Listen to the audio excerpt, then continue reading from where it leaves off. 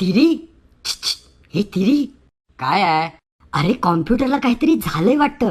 नेहमीसारखा तो सुरू दिसत नाहीये. मला असं वाटतंय की आपण त्याचा कॉम्प्युटर वापरतो हे सीडला समजलंय आणि म्हणूनच त्यानं तो लॉक केला असेल. मेरे कम्प्युटरला बूट कर ना. ओहो, आता तो काय करायला गेलाय हे माहितीये मला.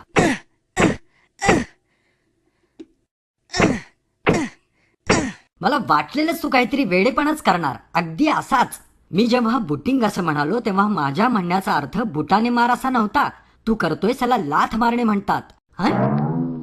हे बघ मेरी, कम्प्युटर स्टार्ट किंवा रिस्टार्ट करणं यालाच बूटिंग म्हणतात. बूटिंगचे 2 प्रकार आहेत, कोल्ड बूट आणि वॉर्म बूट. बंद केलेला कॉम्प्युटर सुरू करण्याला कोल्ड बूट म्हणतात.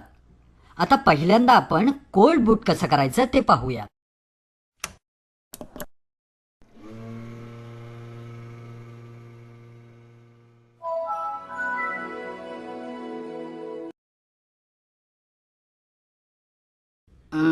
का बंद झालं हे आता? थांब रे, मला माहिती आहे काय करायचं ते.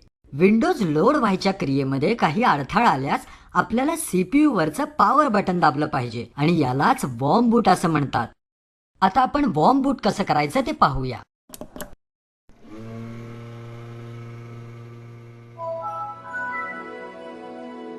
मिरी, आता मला वाटतंय की बूटिंगचा खरा अर्थ तुला समजला असेल, हो ना?